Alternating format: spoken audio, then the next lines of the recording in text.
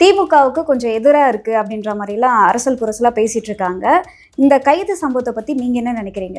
நான் எப்படி பாக்குறேன் அப்படின்னா, அவர் ரொம்ப லேட்டா கைது செய்யப்பட்டிருக்காரு. அவர் பேசின முத நாளே கைது செய்யப்பட்டிருக்கணும். சரிங்க, இதுவே ரொம்ப டூ லேட்டு. எப்படி விட்டு வச்சாங்கன்னு தெரியல. மேபி மற்ற வேலைகள் இருந்திருப்பாங்க. எப்படி மற்ற ஃபர்ஸ்ட் ஒவ்வொரு ஆப்ரேஷன் தான் வரும். ஆப்ரேஷன் 1, ஆப்ரேஷன் 2, ஆப்ரேஷன் 3 அப்படின்னு சொல்லிட்டு அவங்களுக்கு ஒரு செக்மெண்ட் இருக்கும் இல்லையா. அவருக்கு ரொம்ப லேட்டு தான் கைது செய்யப்பட்டது. அடுத்தடுத்து லிஸ்ட் இருக்கு. பேசக்கூடியவங்க எல்லாருமே வந்து பார்த்தீங்கன்னா கைது செய்யப்படுவாங்க. நம்ம எதுவும் பேசக்கூடாது. சட்டத்துக்கு எதிராக திமுக அரசுக்கு எதிராக சும்மா இருக்க சார் அப்பெல்லாம் சட்டத்துக்கு எதிராக பண்ணக்கூடாது அப்படின்னு சொல்லி ஏற்கனவே அவர் பேசிட்டாரு. ஆமா, பேசினதுக்கு அப்புறம் வந்து திரும்பவும் காவல்துறையும் சொல்லியிருக்கு. இவை எல்லாம் சொன்ன பின்னாடியும் எல்லாம் நமக்கு தான் தெரியுங்கிற மாதிரி நீங்க பாட்டுக்கு ஏதோ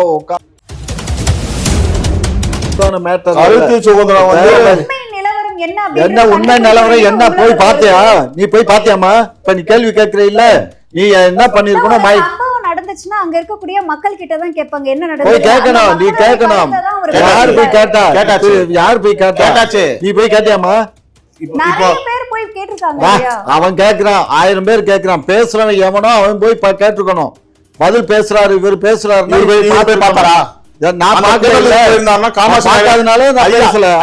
ஒருவேளை அந்த கூட்டத்துக்கு ஐயா போயிருந்தாருன்னா பாவம் தெரியல. நீங்க போனீங்களா? ஃப்ரீடம் ஆஃப் ஸ்பீச்ங்கிறது எல்லாத்துக்கும் ஒத்து போகாது சார். எதுக்கு ஒத்து போகும்? ஃப்ரீடம் ஆஃப் ஸ்பீச்னா என்னன்னு கேட்டா, ஃப்ரீடம் ஆஃப் ஸ்பீச்னா என்னன்னு சொல்லணும். அதை விட்டுட்டு அதெல்லாம் ஒத்து போகாது. அதெல்லாம் என்ன சொன்னா கேமரா பண்ணு, கேமரா கொண்டுருவோம் ஒண்ணு அப்படிலாம் சொல்லக்கூடாது. இங்க பாருங்க, ஃப்ரீடம் ஆஃப் ஸ்பீச்னா என்ன? அறிக்கை வந்ததுக்கு அப்புறம் தான் இதை பத்தி பேச முடியும். காவல்துறை என்ன சொல்லுதோ காவல்துறை விசாரணை பண்ணுது, காவல்துறை தனியா விசாரணை பண்ணுது, ஒன்மேன் கமிஷன் விசாரணை. ஐயா ஒரு நிமிஷம். According to freedom of speech 10 ரூபாய் பாட்டிலுக்கு 10 ரூபான்னு பாட்டு பாடுறாரு. அது ஃப்ரீடம் ஆஃப் ஸ்பீச்ல இருக்குதா இல்லையா? இருக்கு. உங்களுக்கு வந்து பாத்தீங்கன்னா சார், நான் என்ன கேக்குறேன்னா சார், நான் ஒரு ஜேர்னலிஸ்ட், நீங்க வந்து ஒரு அரசியல் மூத்த முன்னோடி, திமுகவின் மூத்த முன்னோடி. நம்ம 2 பேரும் கார் எடுத்துட்டு கிளம்புவோம். ஆனா இங்க லைவ் ஆரம்பிக்கிறது கரூர்ல இருந்து போயிட்டு வரது லைவ் நிப்பாடவே கூடாது. ஓகேவா? வச்சிருவோமா சார்? நீங்க அடுத்து வந்து பாத்தீங்கன்னா உடனே வந்து இந்த உங்களோட துண்டு சொல்ற டிவிக்கு துண்டு நீங்க உடனே அறிவிச்சிடணும். அங்க போய் நான் பேட்டி முடிச்சோடனே நீங்க ஒரு விஷயம் நல்லா புரிஞ்சு சொல்லுங்க. மக்கள் பார்த்துட்டு இருக்காங்க சார். காவல்துறை மக்கள் பார்த்துட்டு இருக்காங்க.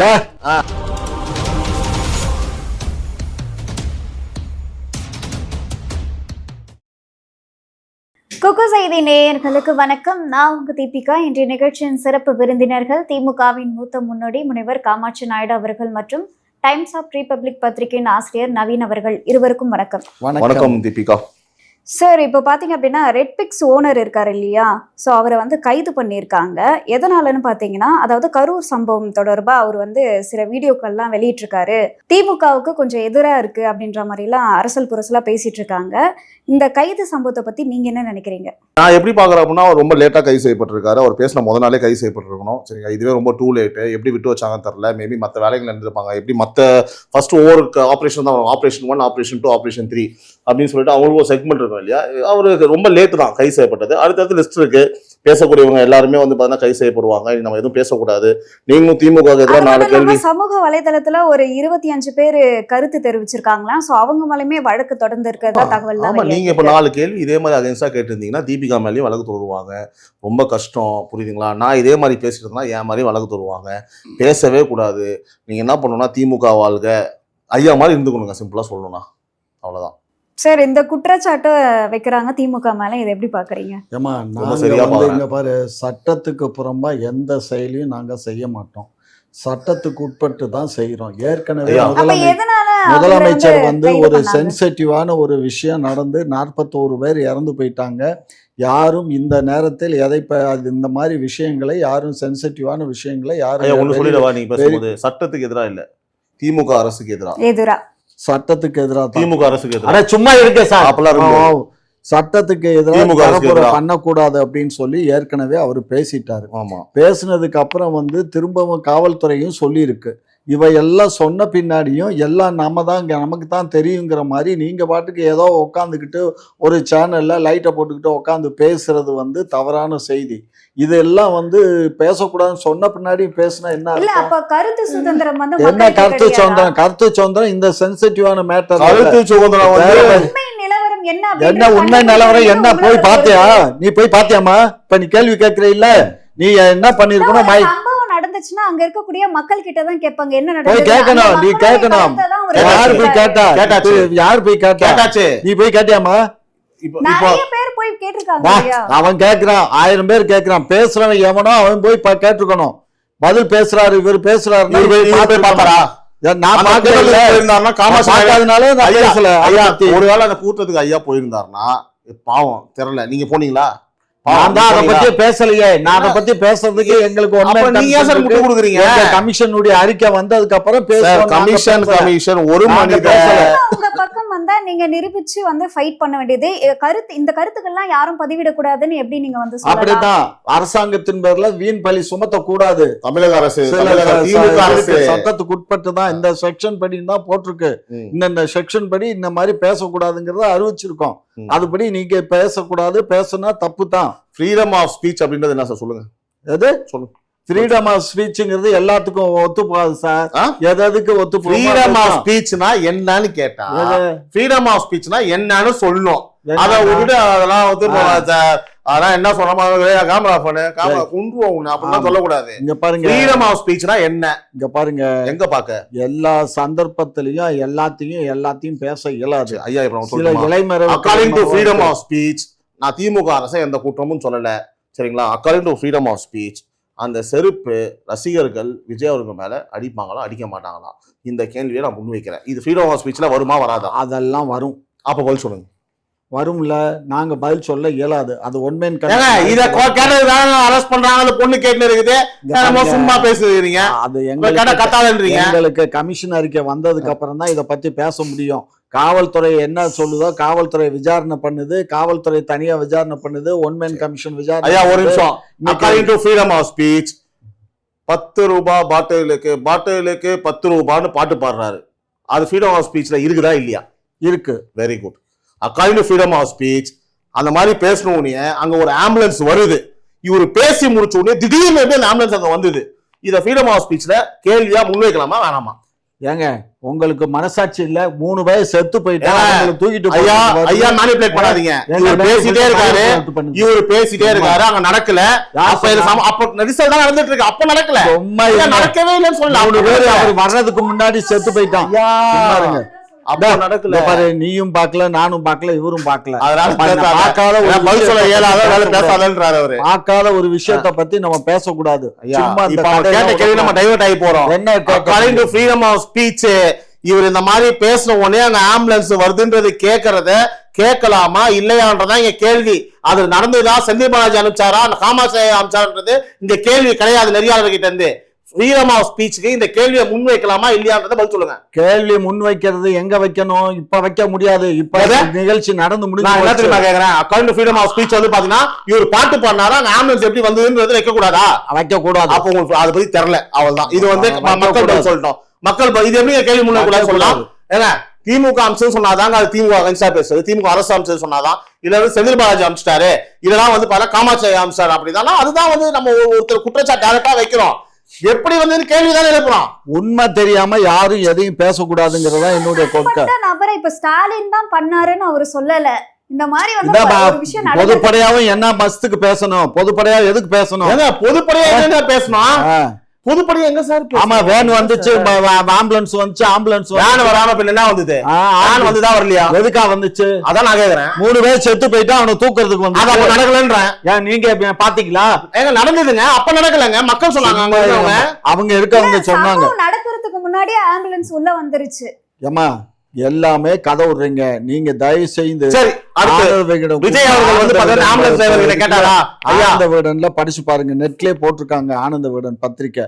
அவங்க ஸ்பாட்ல 3 நிருபர்கள் வந்து இருந்திருக்காங்க. அதுல பெரிய நிருபர்களும் அவங்க இதுல அசிஸ்டன்ட் நிருபரே பெரிய ஆள் போயிருக்காரு. 3 பேர் போயிருக்காங்க. அவங்க வந்து டிவிகேக்கு வந்து சப்போர்ட்டட் பத்திரிக்கை தான் அது. அதுல நீங்க பாருங்க என்ன எழுதிருக்கான்னு பாருங்க, அதை வச்சு கேள்வி. நீங்க வெறும் 3 நிருபரோட விஷயத்தை மட்டுமே பேசுறீங்க. அங்க இருக்கக்கூடிய மக்கள் வந்து அவங்க அங்க போய் அவங்க ஆய்வு பண்ணி எடுத்திருக்காங்க, அவங்க அங்க இருந்திருக்காங்க. பக்கத்துல இருந்து பார்த்தேன்னு சொல்ற மக்களை நீங்க என்னன்னு சொல்லுவீங்க? அவங்க மாதிரி இவங்களும் அங்கதானே இருந்திருக்காங்க, அதனால தானே எழுதுறாங்க. ஈஸியா ஃபுல் ஸ்டாப் வச்சுட்டு போயிட்டே இருப்போமா? இது இப்படியே வந்து ஓட்டிட்டு இருக்க முடியாது. என்ன சொல்றேன் அப்படின்னா, உங்களுக்கு வந்து பாத்தீங்கன்னா சார், நான் என்ன கேக்குறேன்னா சார், நான் ஒரு ஜேர்னலிஸ்ட், நீங்க வந்து ஒரு அரசியல் மூத்த முன்னோடி, திமுகவின் மூத்த முன்னோடி. நம்ம 2 பேரும் கார் எடுத்துட்டு கிளம்புவோம். ஆனா இங்க லைவ் ஆரம்பிக்கிறது கரூர்ல இருந்து போயிட்டு வரைக்கும் லைவ் நிப்பாடவே கூடாது. ஓகேவா? வச்சிருவோமா சார்? நீங்க அடுத்து வந்து பாத்தீங்கன்னா உடனடியா வந்து இந்த உங்களோட துண்டு சொல்ற இந்த தீவிக்க துண்டு நீங்க உடனே அறிவிச்சிடணும். அங்க போய் நான் பேட்டி முடிச்சோங்க. நீங்க ஒரு விஷயம் நல்லா புரிஞ்சு சொல்லுங்க. மக்கள் பாத்துட்டு இருக்காங்க சார். காவல்துறை மக்கள் பாத்துட்டு இருக்காங்க. விசாரணை போறீங்களா? விசாரணை நீங்க வரீங்களா? திரும்ப அந்த பொண்ணு என்ன கேட்டு இருந்தீங்க? நீ பாத்தியாமா? நீங்க பாத்தீங்களா? நான் பார்த்தனா? நீ பாத்தியாமா? நீங்க பாத்தீங்களா? நான் பார்த்தா பாத்துருவோம். வாங்க, விசாரணை முடியட்டும், அப்புறம் பாப்போம். விசாரணை அறிக்கை வரட்டும். டீம் பாத்தீங்க அப்படின்னா களத்துல இறங்கி விசாரணை பண்ணிட்டு இருக்காங்க, மக்கள் கிட்ட வந்து பேசிட்டு இருக்காங்க. அப்ப அங்க இருக்கக்கூடிய மக்கள் எல்லாருமே வந்து திரும்ப திரும்ப வந்து ஒரு விஷயத்த தான் முன்வைக்கிறாங்க. எங்களை கத்தியால கிழிச்சாங்க, ஸ்ப்ரே அடிச்சாங்க அப்படின்னு சொல்லிட்டே தான் இருக்காங்க. இந்த கருத்தை நீங்க எப்படி? நீ பாத்தியா? நான் பார்க்கல. அப்ப அவரதான் இல்ல இல்ல இப்ப அவரதான் கேட்பாரு. நீ பாத்தியா? அப்படியே பேசுற அப்புறம் என்ன கேள்வி கேட்ப சார்? நான் என்ன சொல்றேன்னா இப்ப போய் பாருங்க சார். இப்ப அதுவும் காமன் பப்ளிக் இல்லன்னு சொல்லுவீங்களா? நாங்க திரும்ப திரும்ப அதான் சார் முன் வைக்கிறோம். காமன் பப்ளிக் எல்லாம் வந்து இவங்க ஸ்ப்ரே அடிச்சாங்கன்னா அந்த மாதிரி ஸ்ப்ரே அடிச்சது அந்த மாதிரி செத்துருக்கணும் இல்ல? ஸ்ப்ரே அடிச்சது இந்த மாதிரி கத்திக்கு சார் அந்த கிரவுட்ல அவங்க அந்த மாதிரி கிழிச்சிருக்கா சொல்லிருக்காங்க. சொல்றது யாரு வேணாலும் வாயில எதை வேணாலும் பந்தல் போடலாம்டா. பாரு, வாயில எதை வேணாலும் பந்தல் போடலாம். நீ அனுபவிச்சு நீ மயக்கம் அடைஞ்சிருக்கணும், இல்ல உனக்கு காயப்பட்டிருக்கணும், நீ நிஜம்னு நம்ம நம்பலாம். நீ சும்மா அத சொன்னாங்க, அவங்க பண்ணாங்க, அவங்க நடக்கிறதுனா நான் ஓடுறதுன்னா நிக்கிறதுன்னு சொல்றதா? இதெல்லாம் கதை. இதெல்லாம் செய்திகள். நான் சொல்ல இப்போ அந்த கூட்டத்துல நான் அங்கதான் சார் இருந்தேன். எப்படியோ தப்பிச்சு நான் மேல வந்து இந்த கூரையை பிச்சுக்கிட்டு மேல வந்துட்டேன் சார். என் கண் கூட பார்த்தேன் சார். எப்போ அந்த ஆம்புலன்ஸ் உள்ள வந்ததோ அந்த ஆம்புலன்ஸுக்கு வழி விடுவதற்காக 2 பக்கமும் கிரௌட் இப்படி நவுற அப்படியே நெரிசல் அதிகமாச்சு. ஒரு ஆம்புலன்ஸ் போச்சு.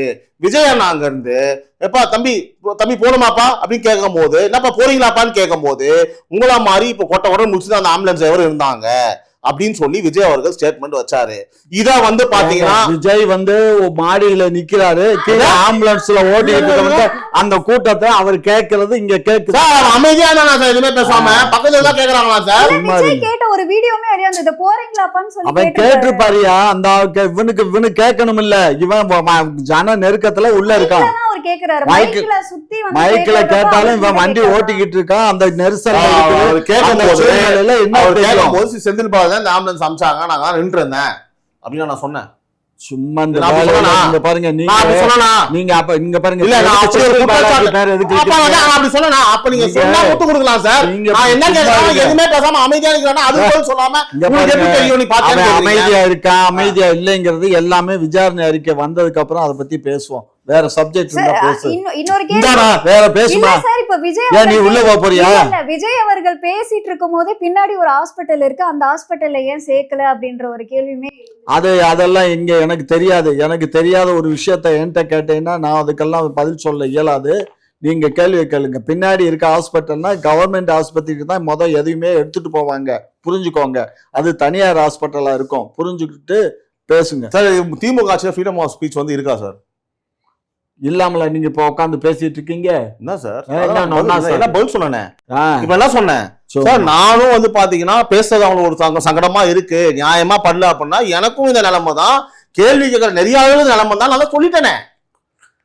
நீங்க இங்க பாருங்க சார், வாயுள்ள மகராசி எப்படி வேணாலும் பொழைச்சுக்குவான்னு ஒரு பழமொழி இருக்குது. அதனால உங்களுக்கு வாய் இருக்கு, அந்த பொண்ணுக்கும் வாய் இருக்குது. எப்படி வேணாலும் நீங்க திருப்புவீங்க, திசை திருப்புவீங்க, பேசுவீங்க. நாங்க திசை திருப்புறதுதான் மனசாட்சி தான்.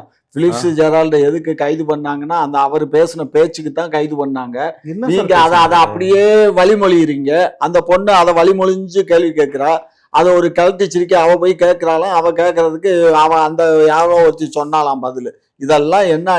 நான் மீண்டும் சொல்றேன், இது திமுக அரசின் திட்டமிட்ட சதி. நீங்க யாரும் பேசவில்லை. நடந்த சம்பவங்களை முன்வைத்து உங்களோட கருத்தை சொல்லுங்கன்னா சொல்றாங்க. இதை கூட நீங்க கேட்க கூடாது அப்படின்னா எப்படி சார்? கருத்தெல்லாம் சொல்லலாம். காவல்துறை அவங்க விசாரணை பண்ணி, ஒன்மேன் கமிஷன் விசாரணை பண்ணி, பத்திரிகையில செய்தி வந்ததுக்கு அப்புறம் அந்த அம்மா பண்ணது தப்பு, இது இல்ல, அதுதான் ஒரே டவுட் இருக்கு. அப்புறம் நீங்க பேசுங்க. உங்ககிட்ட ஒரு கேள்வி டவுட் இருக்கு, நான் கேட்கிறேன். அதாவது வந்து பாத்தீங்கன்னா இப்போ வந்து சொல்லியிருக்காங்க, அதாவது கோர்ட்லயே அதிரடியா சொல்லியிருக்காங்க. நல்ல ஒரு விஷயம். இப்போ வந்து பாத்தீங்கன்னா தாவேக்காவை தான் வந்து பாத்தீங்கன்னா சாடல் சொல்றாங்க. என்னம்மா உங்களுக்கு தெரியாதா, எப்படி நீங்க 10,000 பேர் சொன்னீங்க? நான் நேத்தே ஒரு இன்டர்வியூல வந்து நான் சொல்லிட்டேன், தாவேக்கா மீதும் குற்றம் இருக்கு, அவன் தெரியாம தான் கொடுத்துட்டான், 10,000 பேர் தான் சொல்லிட்டான். ஓகேவா? திரும்பவும் நான் வந்து பாத்தீங்கன்னா ஒரு கேள்வியை முன்வைக்கிறேன், ஒரு சந்தேகத்தின் பேர்லயே முன்வைக்கிறேன். எனக்கு ஒரு சந்தேகம் இருக்கு, ஒரு பப்ளிக்கா ஒரு ஜேர்னலிஸ்டா நான் தெரிஞ்சுன்னு ஆசைப்படுறேன். நான் என்ன கேட்கறேன்னா, 10,000 பேர் அவன் லெட்டர் கொடுக்குறாங்க சார். சார் அபிஷியல்ஸ்க்கு அது தெரியாதா சார், அங்க 10,000 பேர் வரமாட்டான்னு சொல்லிட்டு உங்க முதல்வர் அவர்கள் வந்து என்ன சொல்றாங்கன்னா, எந்த கட்சி உறவுகளாக இருந்தாலும் நம்மளுடைய தமிழக உறவுகள், நம்ம தமிழ் உறவுகள், அது எந்த கட்சியை சார்ந்தவராக இல்லாமல் அவர்களை காப்பாற்ற வேண்டிய கடமை உணர்வு எனக்கு இருக்கு, இதுல பாரபட்சமே கிடையாதுன்னு சொல்றேன். நீங்க ஏன் சார் ரிஜெக்ட் பண்ணல பெர்மிஷனை? சார் நீதிமன்றம் என்ன சொல்லுச்சு? சரி, என் கேள்வி பதில் சொல்லுங்க. என்ன பதில்? கொடுத்த 10,000 கொடுத்தாங்களே, ஆமா, பார்த்துட்டு இதுல 10,000 பேர் வரமாட்டாங்க, அது சரி வராது, ரிஜெக்ட் ஏன் கொடுக்கல? அவன் கோர்ட்ல போய் வாங்கியிருக்கணும், நீங்க ரிஜெக்ட் பண்ணல. கோர்ட்ல தானே பேசி, கோர்ட்ல நீதிபதி சொன்னதுக்கு அப்புறம் தான் அந்த இடத்த கொடுத்துருக்கோம் சார். இல்ல நீங்க சொன்ன உடனே கொடுத்துட்டீங்க, நீங்க ரிஜெக்ட் ஏன் பண்ணல? நீங்க ஏன் வந்து பாத்தீங்கன்னா அவங்க இன்னும் 2 இடம் கொடுத்தாங்க, மொத்தம் 3 இடம் கொடுத்தாங்கடா. 3 இடத்துல 2 இடத்த ரிஜெக்ட் பண்ணிட்டு 3வது இடத்த கொடுத்தாங்க. அப்ப நீங்க தான் கொடுத்தீங்களா? ஆமா, அரசு அப்ப தெரிஞ்சுதான் கொடுத்துருக்கீங்க. அவங்க இந்த இடத்த கேட்டாங்க, கொடுத்துருக்கு. எல்லாமே அப்படிதான். நாங்க எதை கேட்டாலும் நீங்க கொடுத்துருவீங்க. எதை கேட்டாலும் இல்ல, 3 இடத்த மார்க் பண்ணாங்க. 3 இடம் சரியில்லை, 3 இடத்துல 2 இடம் 3 இடமும் சரியில்லை, ஏன் கொடுக்குறீங்க? இதெல்லாம் வந்து வறண்டவாதம் சார். நான் வந்து வேண்டாம் விவாதமா ஒரு கேள்வியை முன்வைக்கிறேன். நான் என்ன சொல்றேன்னா, நான் ஒத்துக்கிறேன்றேன், தாவேகாவினர் கூறு கட்டவன், கோமாளி, முட்டாள், அறிவில்ல, அரசியல் அனுபவம் இல்ல, தற்கூரி, வேஸ்ட், தண்டனை, குப்பனை. போதுமா? சந்தோஷமா? இனிமே கொடுக்க மாட்டோம், கவலைப்படாதீங்க. அப்ப கொடுத்த தவறு தானே? கொடுத்த தவறு தான் ஐயா. அடுத்துமா சார், இப்போ விஜய் அவர்களுக்கு இந்த விஷயம் வந்து அரசியல்ல ஒரு பின்னடைவை ஏற்படுத்தும் நீங்க நினைக்கிறீங்களா? நம்ம அப்படி சொல்ல முடியாதுமா. போத்தவே கேட் ஆன் த வால் மாதிரி தான் இதை பார்க்கணும். சரியா? மதில் மேல் பூனைன்னு சொல்லுவாங்க இல்லையா? இது வந்து எப்படி வந்து இவங்க இதை ஹேண்டில் பண்ண போகிறாங்க. ரொம்ப சாமர்த்தியமான அரசியல்வாதிகள், உங்களுக்கு தெரியும், திமுகவின் அனுபவத்தை பற்றி தெரியும், எந்த ஒரு விஷயத்தையும் வந்து பார்த்தீங்கன்னா எப்படி ஹேண்டில் பண்ணுவாங்க சாமர்த்தியமாக உங்களுக்கு தெரியும். நம்ம வந்து பார்த்தீங்கன்னா இதை விஜய் எப்படி எதிர்கொள்கிறாரு, இன்னும் வந்து பார்த்தீங்கன்னா ஒரு 4 பேரை மட்டும் கூட வச்சுக்கிட்டு 4 பேர் சொல்கிறது ஒரு ரூம்குள்ளே உட்காந்து கேட்டுக்கிட்டு இல்லாமல் இப்போ எப்படி குருமூர்த்தி போன்ற ஆட்களை பார்த்து பேசும்போது பல்வேறு அரசியல் கட்சிகளை சார்ந்த தலைவர்களிடம் தனிப்பட்ட முறையில் அவர் வந்து ஐடியாஸை கேட்டுட்டு, அவரை வெல்விஷர்ஸ் இருப்பாங்க, அரசியல் அனுபவம் உள்ள மக்களிடம் பேசி அவங்கெல்லாம் தெரிஞ்சு அது அடுத்த ஸ்டெப் இவர் எப்படி கொண்டு போறான்றதை வச்சுதான் அவரோட விஷயம். இவர் ஏதாவது கிறுக்குத்தனமா பண்ணிட்டு இருந்தாங்கன்னா கஷ்டம் தான், இப்போதைக்கு கஷ்டம் தான். இதனால வந்து பார்த்தீங்கன்னா ஓட்டுலாம் குறையுமான்னு கேட்டால் அது நம்மளுக்கு தெரியாது. நம்ம ஆமான்னு சொன்னா இல்லைன்னு சொல்ல முடியாது. இது எப்படி நகர்வு அடுத்தடுத்து எப்படி இருக்கு. இப்போ வந்து பார்த்தீங்கன்னா பிஜேபி ஹிடனா சப்போர்ட் பண்றதுக்கு வாய்ப்புகள் மேபி இருக்கலாம், சொல்ல முடியாது. ஏன்னா வந்து பார்த்தீங்கன்னா அட்டா அவர்கள் ஒரு குழு அமைச்சிருக்காரு இங்க, ஹேமமாலினி அவங்க தலைமையில. அவங்க வந்து பார்த்தீங்கன்னா இப்போ அங்கே ஆக்சுவலி நீங்கள் சொன்ன மாதிரி அங்கே செக் பண்ணிட்டு இருக்காங்க. அண்ணாமலை அவர்கள் வந்து அதை பற்றி சொல்லிட்டு இருக்காரு. இவங்க சொல்ல வந்து இங்கிலீஷில் வந்து டிரான்ஸ்லேட் பண்ணி சொல்லிட்டு இருக்காங்க. ஸோ இது எப்படி போகுது, சப்போர்ட் பண்ணுறாங்க மேபி வந்து பார்த்தீங்கன்னா ஸ்லோ அண்ட், ஆனால் ஆக மொத்தம் வந்து பார்த்தீங்கன்னா இன்னும் 2-3 வாரத்துக்கு பிரச்சாரம்லாம் இருக்காது, இல்லை இருக்கவே இருக்காதா, இல்லைனா வந்து பார்த்தீங்கன்னா அவுட்டரில் வந்து பார்த்தீங்கன்னா நீங்கள் நினச்ச திமுக அரசு நினச்ச மாதிரி ஹைவேஸ்லேயே போகணும் அப்படின்ற மாதிரி இது இவங்க பண்ணலை. அதுக்காக இவங்க பண்ணலன்னு சொல்லலை. யாராக இருந்தாலும் இவ்வளவு பெரிய ஒரு மாஸ் கூட்டத்தை காமிக்கும் போது ஒரு கட்சியின் நிலை என்னடா இது இவ்வளவு கூட்டம் வருதுன்னு ஒரு அழுத்தம் இருக்கதான் செய்யும். இது இயல்புங்க. இது நீங்க இல்லவே இல்லைன்னா சொல்லவே முடியாது. நீங்க கடுப்பானீங்க, வெறுப்பானீங்க, தூக்கம் போச்சுன்றதுலாம் உண்மைதான். சரிங்களா? சோ அதனால அது வந்து அவங்களுக்கு பாசிட்டிவா, நிலைமை சூழ்நிலை மற்ற கட்சிகளுக்கு முக்கியமாக திமுகவுக்கு சாதகமா அமைந்தது என்பதுதான் நிசப்தமான உண்மை. இதை பத்தி உங்களோட கருத்து? அதான் அவரே சொல்லிட்டாரு, அப்புறம் என்ன கருத்து? அப்ப உங்களுக்கு தான் சாதகமா இருக்கு. நாங்க தான் 26ல ஜெயிக்க போறோம்னு அன்னைக்கும் சொன்னோம், இன்னைக்கும் சொல்றோம், நாளைக்கும் சொல்றோம், நாளைக்கும் ஜெயிக்க போறோம். எங்களுக்கு அதை பத்தி புரிஞ்சுக்கோ. நீ தோத்து முடிச்சோடனே ஐயா கிட்ட எடுத்துவாமா, ஐயா திமுக ஜெயிச்சா நாங்க தான் ஜெயிச்சிருக்கோம் பாரு, ஆட்சி அமைக்கிறோம்பான்னு சொல்லுவாரு. அவர் விசுவாசி. ஆமாமா, அவர் விசுவாசி. கண்மூடித்தனமா அவர் அப்படிதான் சொல்லுவார். ஆமா. இப்போ அண்ணாமலை அவர்கள் விஜய் அவர்களுக்கு சப்போர்ட் பண்றதா சொல்றாங்க. இப்போ உங்களோட பார்வையில வந்து அவர் நியாயத்தை பேசுறாருன்னு நினைக்கிறீங்களா, இல்ல விஜய்க்கு சப்போர்ட் பண்றாருன்னு நினைக்கிறீங்களா? ஆமா, நான் என்ன சொல்றேன் அப்படின்னா சப்போர்ட் பண்றாருன்னு சொல்ல முடியாது. என்ன ஃபேக்டோ இந்த இடத்துல வந்து ஒரு தலைவர் என்ன செய்யணுமோ அதை வந்து செய்யறாரு. அண்ணாமலை சப்போர்ட் பண்ணது இல்லை. அவர் என்ன சொல்றாரு, எல்லாத்தையுமே நீங்க ஒன்னா சேர்த்து பாருங்க. என்ன சொல்றாருன்னா 2 பேரை சஸ்பெண்ட் பண்ணுங்க. இந்த இடத்துல வந்து பாத்தீங்கன்னா கவர்மெண்ட் ஒரு தப்பு இருக்கு, அதுக்கு சாட்சியா இப்ப நம்ம காமாட்சி சாரை எடுத்துக்கலாம். இப்போ அவர் சொல்லிட்டாரா இல்லையா, எல்லாம் கொடுத்த தப்பு திருத்திக்கணும்னு சொல்லிட்டாரா? அப்போ இவர் ஸ்டேட்மெண்ட் வச்சுக்கோங்க, திமுகவோட ஸ்டேட்மெண்ட் தான். அதுக்கு ஏற்ற மாதிரி அப்போ அவரே தப்புன்னு சொல்லும் போது அண்ணாமலை சொன்னது ஒத்து போயிடுச்சு, புரியுதா? அப்போ 2 பேரும் சஸ்பெண்ட் தான் பண்ணணும், அவர் சொன்னது கரெக்ட் தான். அடுத்து வந்து பாத்தீங்க அப்படின்னா எவ்வளவு பேர் வருவாங்கன்றதை வந்து நீங்க எப்படி முடிவு பண்ண முடியும்?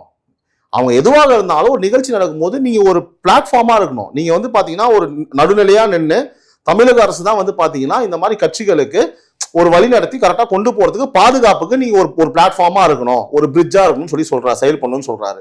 அதுக்கப்புறம் என்ன சொல்றாரு, விஜய் அவர்களை வந்து பாத்தீங்கன்னா தயவு செஞ்சு ஒரு கடினமான சூழ்நிலை இருப்பாரு, அவர் மீண்டு வரணும், ஒரு தலைவரா அவர் மீண்டு வரணும் நான் விரும்புறேன். ஒரு மிகப்பெரிய எழுச்சி வந்து அவர் உருவாக்குறாரு, ஒரு கூட்டம் வருது, அவரோட கட்சிக்காக அப்படின்னு சொல்ல. நான் என்ன கேட்கறேன்னா, இந்த கேள்வியே தப்பு. அண்ணாமலை வந்து பாத்தீங்கன்னா இல்லம்மா யாரா இருந்தாலும் அண்ணாமலை விடுங்கம்மா, யாரா இருந்தாலும் வந்து பாத்தீங்க அப்படின்னா இல்ல அவ்வளவுதான் காலி, நீ பண்ணது பெரிய தப்புடா, எப்படா இதை மாதிரி பண்ண. அண்ணாமலை கிடையாதுமா. அதாவது சீமானாக இருக்கட்டும், எடப்பாடியாக இருக்கட்டும், ஏன் திமுக அவன் மட்டும் அவ்வளவு ஒரு கொலகார பாதிங்க நம்ம சொல்ல முடியாதுன்னு வச்சுக்கோங்களேன். யாரா இருந்தாலும் வந்து பார்த்தா இதோட வரக்கூடாது, அழிஞ்சு போயிடணும் அப்படின்லாம் சொல்ல மாட்டாங்க. ஓகேவா? திரும்பவும் மீண்டு வாங்க, இந்த மாதிரி மண்ணில் இருப்பாங்க, ரொம்ப பாதிக்கப்பட்ட ஒரு சூழ்நிலை இருப்பாங்க, திரும்ப நீங்க மீண்டு வரணும், மக்களை சந்திக்கணும் அப்படின்னு தான் பாசிட்டிவா தான் பேசுவாங்க. ஸோ அவர் வந்து பாத்தீங்க அப்படின்னா அந்த இடத்துல வந்து இன்னும் வந்து பாத்தீங்கன்னா உள்பட்ட ஏன் அண்ணாமலை என்ன சொன்னாரு, ஏங்க உங்க குடும்பத்துக்கு நீங்க ஒருத்தர் மட்டும்தான், நீங்க உங்க குடும்பத்துக்கு ஒரு ஆள் தான், ஆனா விஜய்க்கு 10 லட்சத்துல ஒரு ஆள். அப்புறம் நீங்க எப்படி நீங்க சொல்ல முடியும்? இப்ப இது வந்து பாத்தீங்கன்னா விஜய்க்கு அகைன்ஸ்டா ஸ்டேட்மெண்ட் நம்ம எடுத்துக்க முடியுமா? அவர் என்ன ஃபேக்டோ அதை பேசினாரு நம்ம சொல்லாமே தவிர்த்து சப்போர்ட்டா பேசினாரு, ஒரு தலைபட்சமா பேசினாலும் சொல்ல முடியாது. இதான் இப்ப அண்ணாமலை அவர்களுடைய பேச்சு நீங்க எப்படி பாக்குறீங்க? ஒருதலை பட்சமா தான் பேசுறாரு. எப்படி ஒருதலை அவர் சஸ்பெண்ட் பண்ணணும்னு சொல்றதுக்கு அந்த ஆள் யாரு? அந்த ஆளுக்கு என்னமா, அவன் தனி மனுஷன் தான். அண்ணாமலை என்ன பொறுப்புல இருக்காரு, என்ன பொறுப்புல புடுங்கிட்டு இருக்காரு, அவரை தான் கட்சியில இருந்து நீக்கிட்டாங்க இல்ல. இப்ப அவர் என்ன கட்சியில சாதாரண மெம்பர் தான், அப்புறம் அவர் என்ன கருத்து சொல்றது இருக்கு? அதெல்லாம் மக்களுக்கு குரல் கொடுக்கறத எல்லாரும் கொடுக்கலாம். முதல்ல அந்த 2-3 பேர் இருக்கானுங்க, அவனுங்களை புடிச்சு உள்ள போட்டா சும்மா என்ன பொறுப்புல இருக்கீங்க? நான் அதான் என்ன மாதிரிதான் அவர் ஒரு மெம்பர் தாங்க, அவ்வளவுதாங்க. நீங்க பேசாத பேச்சு அண்ணாமலை பேசிட்டாரு. அண்ணாமலை பேச கேட்டா ரசிகர்கள் எடுத்து விட்டா லேட் ஆயிடுச்சுன்னு சொல்றீங்க. இந்த மாதிரியா பதில், இந்த மாதிரி பேசினா அண்ணாமலை பேசினா எப்படி? அந்த மகன் வந்து ஆம்புலன்ஸ் போச்சுன்னு கேட்டா அது போச்சு, அதுக்குள்ளே செத்து போயிட்டான் அப்படின்றீங்க. இல்ல இந்த மாதிரி பேசாம அவர் பேசுறாரு.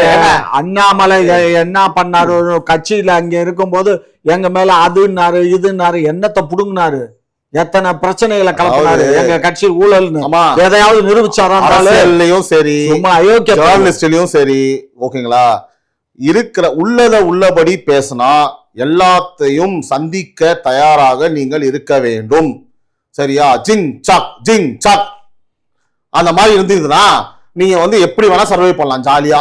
சரிங்களா? என்ன வேணாலும் பேசலாம். உங்களுக்கு அது நீங்க அடிக்க ரெடியா இருக்கிறீங்களா? அது அண்ணாமலை அவர்கள் அடிக்க ரெடியா கிடையாது. தப்புனா தப்பு தான், ரைட்னா ரைட்டு தான், ஸ்ட்ரெயிட் ஃபார்வர்டு இப்படிதான் அப்படின்னு இருக்கிற எல்லாருக்குமே வந்து பாத்தீங்கன்னா இந்த சமூகத்துல வாழ்வதே கடினம். ஒண்ணு நம்ம நீச்சல் அடிச்சு எதிர்க்கணும், இல்ல மானங்கட்டு போய் உட்காந்து பேசணும். ஓகேவா? எதையாவது ஊட்டிட்டு இருக்கணும், இல்லைன்னா வந்து பாத்தீங்க அப்படின்னா செத்து போயிடணும், சாக முடியாது. அதனால இப்படிதான் எதிர்த்து இந்த மாதிரி பேசினதான் இருக்கணும். அடுத்து நயினார் நாகேந்திரன் அவர்கள் வந்து திமுக மேல ஒரு குற்றச்சாட்டை வச்சிருக்காரு. என்னன்னா திமுக வந்து பெண்களை மதிக்கிறதே கிடையாதுன்னு சொல்லியிருக்காரு. இது ஏன் சொல்லியிருக்காரு அப்படின்னு பாத்தீங்கன்னா, டிஆர்பி ராஜா சொல்றாரு, அதாவது பெண்களை வந்து ஒரு 100 வருஷத்துக்கு முன்னாடி மனுஷங்களா கூட இங்க யாருமே மதிச்சது கிடையாது. இப்போ இந்த நிலைமை பாத்தீங்கன்னா தமிழகத்துல இல்ல, ஆனா வட மாநிலத்த பெண்கள் இப்பவும் அப்படிதான் இருக்காங்க அப்படின்ற மாதிரி. தப்பா அவர் பேசுனது தப்பா? இருமா இழிவா, இது என்ன இழிவு இருக்குது, என்ன இழிவு இருக்குது? ஒன்றும் இல்லை. எங்கள் அம்மா 8ஆம் கிளாஸ் படித்தாங்க உள்ளூர் ஸ்கூலில். அடுத்த ஊரில் வந்து 9th ஸ்டாண்டர்டு போகணும். அதுக்கு எங்கள் வீட்டுகளில் அப்போ அனுமதிக்கலை. எங்கள் அம்மாவுக்கு மட்டும் இல்லை, அந்த கிராமத்தில் யாருக்குமே அனுமதி கிடையாது. புரிஞ்சுக்கோங்க. நாகரிகம் மிக்க தான் வத்தலக்குண்டுங்கிறது பெரிய ஊர் தான், பெரியவளங்கிறது பெரிய ஒரு ஜமீனு தான். அவங்க வீட்டில் பிறந்த மகளுக்கே அப்படித்தான் நிலைமை. புரிஞ்சுக்கோங்க. இது மாதிரி தான் அந்த காலத்துல இருந்துச்சு. ஒரு 50-60 வருஷத்துக்கு முன்னாடி எல்லாம் எனக்கு தெரியவே அப்படிதான் இருந்தது. புரிஞ்சதா? அதுக்கப்புறம் காமராஜருடைய ஆட்சி காலத்துல அதையும் தான் கொஞ்சம் கொஞ்சமா பெண்களுக்கு வந்து ஒரு ஃப்ரீடம் வந்தது. ஃப்ரீயா அவங்க பள்ளிக்கூடத்துல படிக்க ஆரம்பிச்சாங்க. கிறிஸ்துவ மிஷினரிஸ் வந்து நிறைய சப்போர்ட் பண்ணாங்க. அவங்க எல்லாம் பண்ணதுக்கு அப்புறம் தான் பெண்களுக்கு வந்து விழிப்புணர்வு தமிழ்நாட்டுல ஏற்பட்டுச்சு.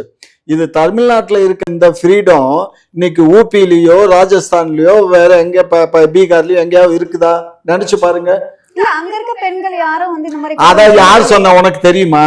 அங்க இருக்கிறதா நாங்க பாக்குறோம்லடா, வேற ஒண்ணு வேண்டாம். நீங்க ஒரு திரைப்படத்தை பாருங்க, அந்த திரைப்படத்துல அந்த பெண்களை எந்த மாதிரி நடத்துறாங்கிறத உங்களுக்கே தெரியும். திரைப்படம்ன்றது ஒரு கதை தானே, அந்த கதையில அங்க இருக்கிறதான் திரைப்படமா எடுத்து போடுவாம்மா. இங்க சென்னையில என்ன நடக்குதோ அதைத்தான் இங்க தமிழ் படம். பெண்களோட ஃப்ரீடம் பத்தி அதேதான் அங்க திமுக வந்து பெண்களை மதிக்கிறதே கிடையாது அப்படின்னு சொல்லி.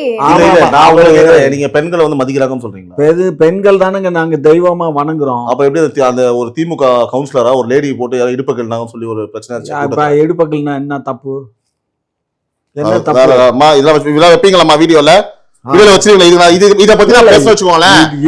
எனக்கு தெரிஞ்ச இப்ப உன்ன மாதிரி ஆட்கள்லாம் இந்த கேவலப்பூ மனுஷன் எனக்கு பாப்பேன். நான் வெளில போன பொம்பளை பசங்க உட்காந்து இருக்கு. இதை பத்தி வேறமா பேச வச்சா நல்லா இருக்காது. வேற கேள்வி கேளுமா? இல்ல இதை வச்சிருந்தோமா, இதை எடுத்தீங்கன்னா டென்ஷன் ஆயிரும். பாத்துக்கோங்க. ஆமா, இடுப்புகள்லாம் என்ன தப்புன்னாரு பாத்துக்கோங்க. ரெஜிஸ்டர் பண்ணுவேன், தனியா ஒரு வீடியோ போடுவேன். அடுத்து ராகுல் காந்தி அவர்கள் வந்து நேற்று விஜய் கிட்ட பேசினதாகவும், அப்ப வந்து நீங்க திமுக கிட்ட வந்து இணக்கமா போயிருங்க விஜய் அவர்களே, இல்லைன்னா வந்து நிறைய அதாவது நம்ம வந்து இதுக்கெல்லாம் வந்து கற்பனையால கேள்விகள்லாம் நம்ம பதில் சொல்ல முடியாது. கான்ஃபரன்ஸ் கால் நம்ம இருந்திருந்தா அதுக்கு பதில் சொல்லலாம். நம்ம கான்ஃபரன்ஸ் கால்லையும் கிடையாது, நம்ம ராகுல் காந்தி பிஏவும் கிடையாது, இல்ல விஜய்க்கு பிஎஸும் கிடையாது, இல்ல நம்ம ஒரு டீம்லயும் கிடையாது. ஸோ இதை நம்ம தவிர்த்துட்டு போயிடலாம். மேபி என்ன பண்ணிருப்பாங்கன்னா, எப்படி குருமூர்த்தி அவர்களை வந்து விஜய் அவர்கள் போய் சந்திச்ச போது, குருமூர்த்தி அவர்கள் வந்து பாத்தீங்கன்னா அரசியல் அனுபவம் உள்ள ஒரு மூத்த பத்திரிகையாளர். அதே மாதிரி நம்ம இதையும் பார்க்கணும். ஒரு தலைவர், அவரு ஒரு மிகப்பெரிய தலைவர் ராகுல் காந்தி அவர்கள் மேபி கால் பண்ணி ஒரு கண்டனன்ஸை தெரிவிச்சிருக்கலாம். அந்த மாதிரி லைக் அப்படிதான் நடந்திருக்குமே தவிர்த்து, அதெல்லாம் நம்ம எதுவுமே தெரியாம 2 பேர் பேசுற கால்குள்ள போயிட்டு நம்ம வந்து நல்லா இருக்காது. சரிங்களா? அது நம்ம பேசுனா அது கருத்தா இருக்காது. அவ்வளவுதான். உங்களோட நேரத்தை ஒதுக்கி பல்வேறு கேள்விக்கு விளக்கம் அளிச்சிருக்கீங்க. நன்றி. தேங்க்யூ.